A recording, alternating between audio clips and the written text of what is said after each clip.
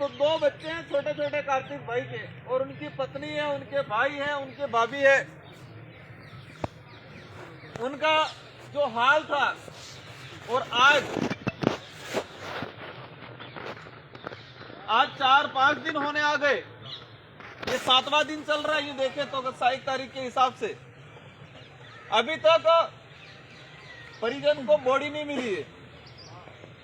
तो प्रशासन के और बड़े बड़े ऐसे लोग बोल रहे होंगे कि पोस्टमार्टम के लिए सहमति नहीं दे रहे।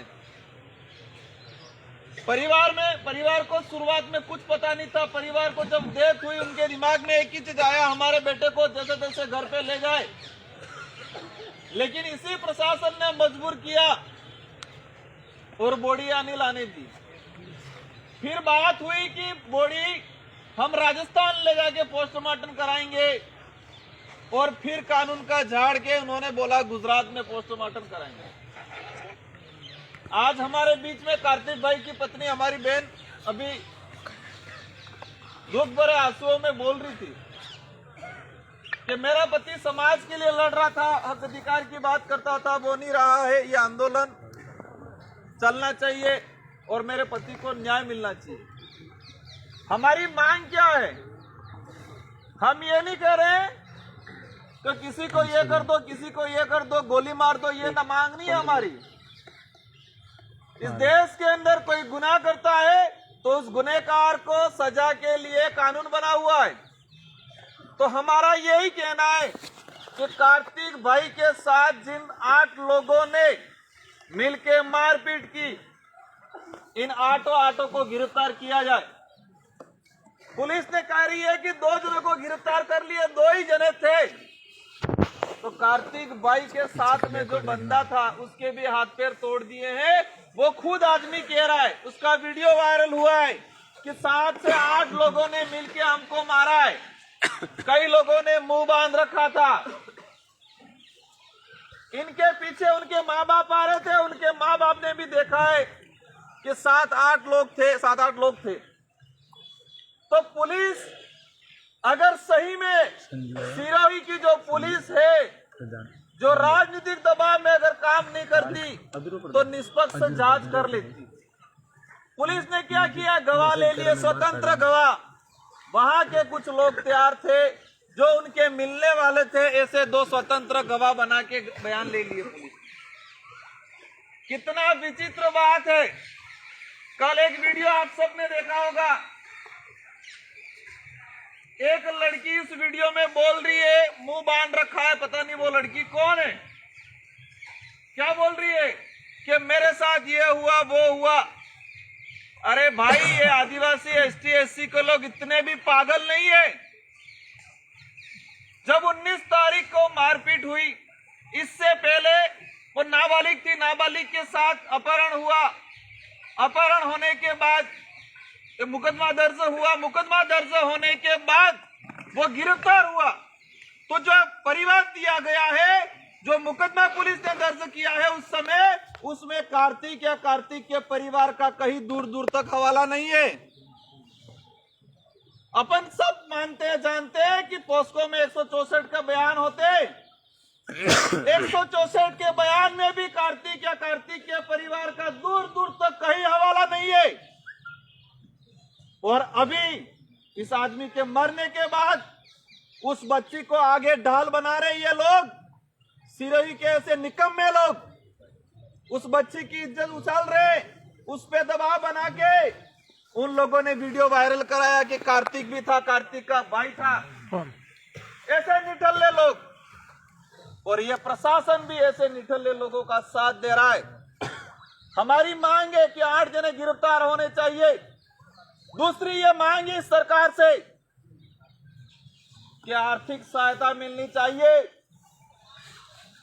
तो ये आदिवासी समाज मजबूत है, दिल का मजबूत है, पैसों से गरीब जरूर है। आज जो यहाँ पर आंदोलन में आए, सब गरीब घर से आए। बहुत सारे ऐसे भाई होंगे जो दिन में कमाते, शाम को खाना खाते हैं, अपने परिवार को खाना खिलाते। ऐसे भाई इस आंदोलन में आए। कई जनों के पहनने के लिए स्वेटर नहीं होगा, कई जनों के पहनने के लिए चप्पल नहीं होंगे। ऐसे लोग यहाँ पर आए। लेकिन दिल से अमीर है।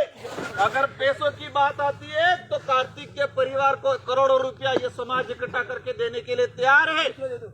इस भीख मंगी सरकार या भीख मंगे प्रशासन से पैसे लेने की कोई जरूरत नहीं है। लेकिन हम इसलिए दावा कर रहे हैं कि इसी सरकार ने राजस्थान के अंदर बहुत सारे मामले में, और हमारा ताजा मामला ये उदयपुर में हुआ कन्हैयालाल वाला, उसमें 50 लाख रुपए दिए, 2 सरकारी नौकरी दी। तो भाई वो इंसान था, राजस्थान का नागरिक था, तो ये कार्तिक बिल हमारा इंसान नहीं है क्या? तो उस बात के आधार पर हम कह रहे प्रशासन से और सरकार से कि कार्तिक बिल को भी आर्थिक सहायता दी जाए। बाकी यह समाज है और इस भाई के परिजन की बात आती है आर्थिक की, तो हम सब मिलके देने के लिए तैयार हैं। लेकिन सरकार से हम कहना चाह रहे हैं कि जातिवाद आप क्यों कर रहे हो भाई? सरकार भी मुआवजा दे रही है तो जाति देख के क्यों दे रही है? समूह देख के, समुदाय देख के क्यों दे रही है? तो हमारी जो सेकंड मांग है कि इसके भाई को, इसके परिजन को या इसकी पत्नी को सरकारी नौकरी मिले, ये हमारी नई मांग नहीं है, यही सरकार ने परिपाटी बना रखी है। तीसरी हमारी जो मांग थी, जिस मकान के लिए आंदोलन चल रहा है, हालांकि हमारे जिला कलेक्टर महोदय ने लिख के दिया है, 4 ऑर्डर दिए हमको कि कौन सा काम कितने दिनों में किस प्रक्रिया के तहत किया जाएगा। आज यहाँ से डेलीगेशन गया, मेरा भी मन कर रहा है अंदर जाने का। आज 3 दिन गुजारे हमने जेल से भी बेहतर स्थिति में, लेकिन फिर भी गर्व है क्योंकि जंगलों से आते हैं हम, तो पहाड़ में रहने वाले लोग हैं। उनको लग रहा होगा हमने ऐसे किया वैसे किया, हमको मानसिक रूप से परेशान, डैमेज करने का काम कर देते। 3 दिन गुजारे यहाँ पर हमने, वो इसलिए गुजारे हैं कि प्रशासन को पता चले कि न्याय कैसे करना है। उन्होंने लिखित में आश्वासन दिया है। मैं बता रहा था यहाँ पर जो आए सब गरीब घर से, कोई पैसे वाला नहीं है, वही व्यक्ति यहाँ आंदोलन में आया है। उनको भी पता है ये, इसलिए ये सोचते हैं कि ये तो गरीब है, कमजोर है, ये कुछ समय गुस्सा आया है, कुछ समय आक्रोश से इकट्ठे हुए हैं, फिर नहीं आएंगे। कोई दिक्कत नहीं, हम नहीं आएंगे। लेकिन मैं सभी भाइयों से कहना चाहता हूं कि ये जो आक्रोश है, ये गुस्सा है, जब तक न्याय नहीं मिले और ऐसे गुस्सा मरना नहीं चाहिए। ठान के जाओ आज, भले इसके लिए 2 साल लगे, 5 साल लगे, लेकिन ये गुस्सा मरना नहीं चाहिए हमारा। आज प्रशासन एक मीडिया वाला चला रहा था, क्या चला रहा था कि लोग हथियार लेके पहुंच रहे हैं। इस मीडिया को हथियार क्या है और औजार क्या है वही नहीं पता है। इस मीडिया को हथियार क्या है और आदिवासी समाज के परंपरागत औजार क्या है वो नहीं पता है। मेरे गाड़ी में परमानेंट गोपन रहती है। हमारे संस्कृति से जुड़ा हुआ है तीर कमान और गोपन।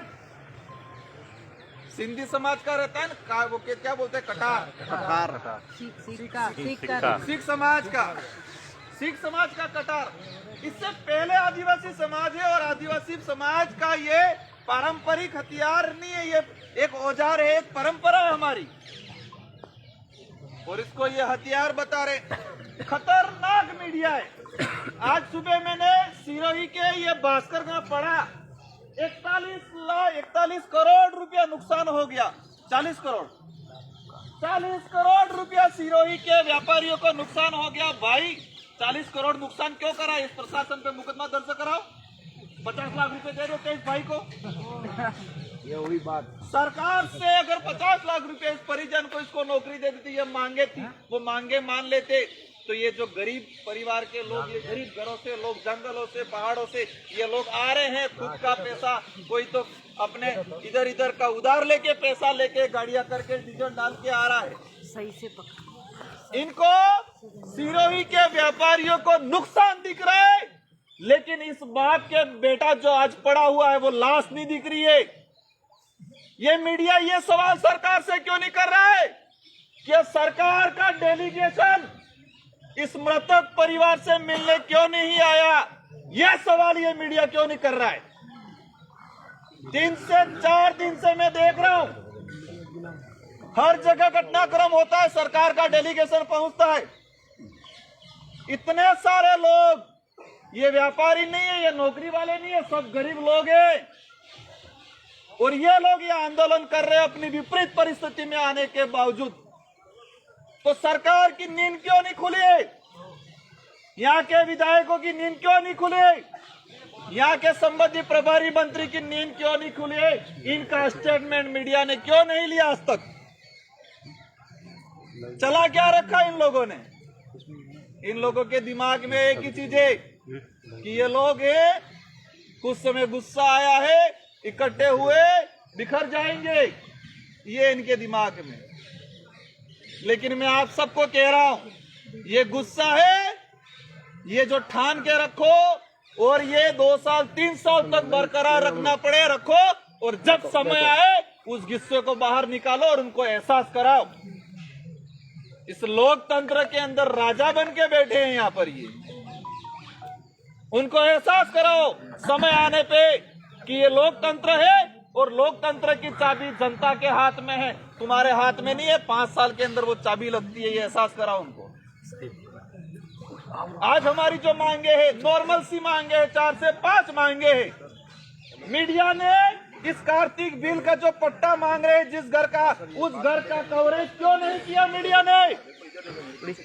50 साल पहले का मकान बना हुआ है, 1988 के अंदर उस घर का कनेक्शन हुआ है, विद्युत कनेक्शन। तो अब तक इस सरकार ने उस घर का पट्टा क्यों नहीं दिया? ये मीडिया सवाल क्यों नहीं कर रहा है? मैं गुस्सा सीकर या सिरोही के अंदर या बोर्ड लगा था, प्रशासन शहरों के संग आपका स्वागत है। कंतूरा स्वागत है। आप देखना बोर्ड लगा हुआ है, प्रशासन शहरों के संग आपका स्वागत है, शहर में रहने वाले लोगों को पट्टा देंगे। अरे भाई, ये परिवार 50 साल से रह रहा है। जो नेता आज इस परिवार का घर उजाड़ रहे हैं, अरे तुम्हारा तो जन्म भी नहीं हुआ था उस समय से घर बना हुआ है वो। तो ये मीडिया ये सवाल क्यों नहीं कर रहा है कि 50 साल पुराने घर का पट्टा क्यों नहीं मिला? इस घर में 1988 के अंदर विद्युत कनेक्शन हुआ है। अरे भाई, किसी घर के अंदर विद्युत कनेक्शन होता है तो इंसान रहता है इसलिए विद्युत कनेक्शन कराते हैं कि जानवर रहता है इसलिए विद्युत कनेक्शन कराते हैं? तो ये परिवार उस समय से रह रहा है, तो ये मीडिया उससे सवाल क्यों नहीं कर रहा है? आज आपके माध्यम से इस प्रशासन से कहना चाहूंगा कि जो पोस्को का मुकदमा दर्ज कराया है, उस मुकदमे में क्या श्रवण और कार्तिक का कोई हवाला है? उस नाबालिग बच्ची के बयान हुए 164 में, उसमें क्या कार्तिक के परिवार का कोई हवाला है? ये मीडिया छानबीन करे तो मैं मानूंगा सिरोही की सच्ची मीडिया है और हमारे देश का चौथा स्तंभ है, ये मानूंगा। इन नेताओं के गुलामी पे आप मत चलो। मैं आपसे 2 हाथ जोड़ के अनुरोध करना चाहूंगा, जो सच्चाई है उस सच्चाई को सामने लाने का काम करो। आप पे भरोसा करता है, हर इंसान सुबह उठ के न्यूज़पेपर पढ़ता है, मुझे सच्ची खबर मिलेगी। हर इंसान सुबह उठ के फोन देता है, आपकी क्या खबर आई है? इनकी विश्वसनीयता पे आप सब कहीं धोखा कर रहे हो और देश का चौथा जो स्तंभ है उसको आप अपंग करने का काम कर रहे हो। आप वास्तविकता क्या है, वास्तविकता को खंगालो आप लोग।